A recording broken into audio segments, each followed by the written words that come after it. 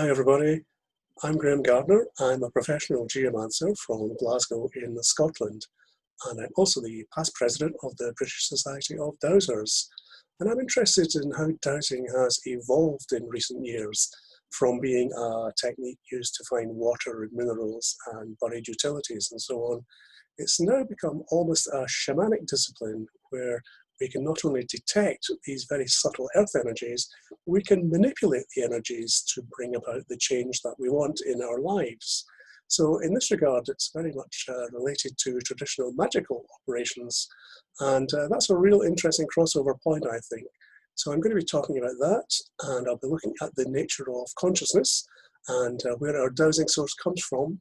And I'm also going to be sharing a simple technique from classical magic that we can use to inform our own dowsing and help us manifest our intention. So it should be a lot of fun, and I hope you can join me for that. See you then.